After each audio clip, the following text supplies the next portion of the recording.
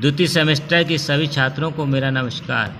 आज हम core paper वर्तमान भारतीय समाज एवं प्रारंभिक शिक्षा में जो आपको हम पिछली क्लास में इसमें बौद्ध काल की शिक्षा के बारे में चर्चा कर चुके हैं।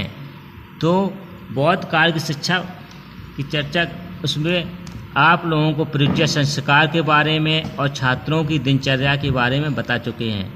आज हम उसी के आगे शिक्षा संस्थाएं बौद्ध काल में कैसे होती थी उस पर चर्चा करेंगे।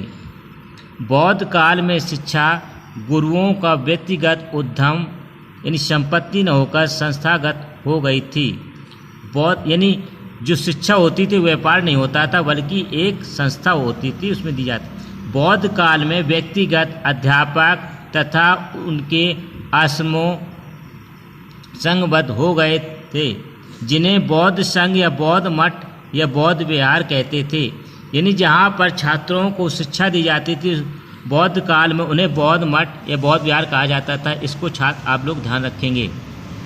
आगे आता छात्रों, उस समय संपूर्ण भारतवर्ष में बौद्ध धर्म के प्रचार के साथ साथ कई बौद्ध मठ स्थापित हो गए थे। इन बौद्ध मठों में धार्मिक, विद्यालय तथा व्यवहारिक शिक्षा दी जाती थी।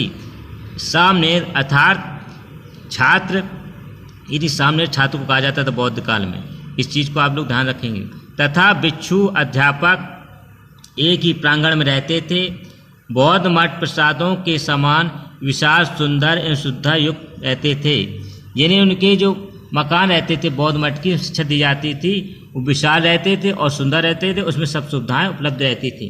छात्रों नेक्स्ट हेडिंग आती है पाठ्यक्रम, यानी बौद्ध काल में कैसा पाठ्यक्रम रहता था शिक्षा का। बौद्ध कालीन शिक्षा का प्रमुख उद्देश्य जीवन में निर्वाण की प्राप्ति थी, अर्थात बौद्ध शिक्षा निवृत्ति प्रधान थी। यानी बाद में मोक्ष कैसे प्राप्त हो उस पर शिक्षा दी जाती थी। उस समय शिक्षा में बौद्ध धर्म के ज्ञान का बोलबाला था। अधिकांश सामनेर अर्थात छात्र बौद्ध धर्म शास्त्रों का अध्ययन करते थे।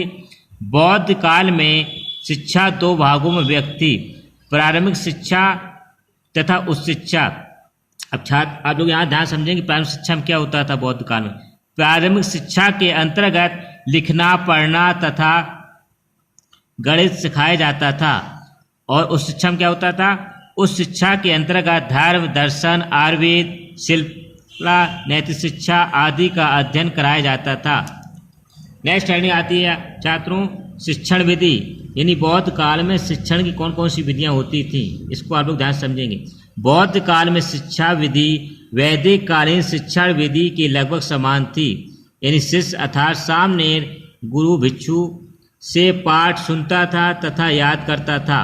वेदोच्चारण यानी वेदों का उच्चारण जैसा उच्चारण शुद्धता पर ध्यान दिया जाता था। यानी वेदों का जो उच्चारण है उसमें अशुद्धि न हो उस पर ध्यान दिया जाता था। शिक्षण का प्रायः मौखिक होता था, यानी उस समय मौखिक शिक्षा दी जाती थी। प्रश्नोत्तर, वाद विवाद, देशाटन आदि के छात्र ज्ञान ग्रहण करते थे। उस समय प्राकृत या पाली भाषा के माध्यम से शिक्षा दी जाती थी। यानी बच्चों आप लोगों को ये चीज़ ध्यान रखनी है कि बौद्ध काल में पाली भाषा में शिक्षा दी जाती थी। नेक्स्ट हेडिंग आती है बौद्ध काल में छात्र अध्यापक संबंध, यानी बौद्ध काल में छात्र अध्यापक का कैसा संबंध रहता था इसके बारे में इसमें समझाया गया है।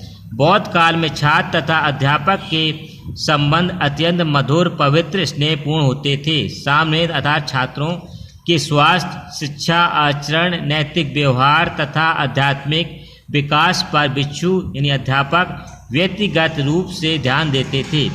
इस प्रकार से अध्यापकों का मुख्य उत्तरदायित्व छात्रों के सर्वांगीण विकास की मार्ग प्रशस्ति करना होता था तथा छात्रों का मुख्य कर्तव्य अपने अध्यापकों की सेवा करना होता था।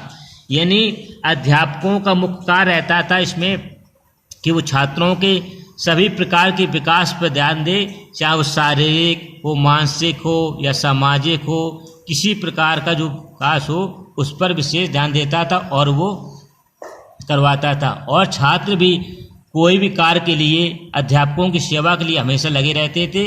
यानी छात्रों और अध्यापक का उस समय जो व्यवहार होता था वो एक स्नेहपूर्ण रहता था। नेक्स्ट हेडिंग आती छात्रों अनुशासन तथा दंड व्यवस्था, यानी बौद्ध काल में अनुशासन व्यवस्था कैसी होती थी, इसके बारे में से बताया गया है।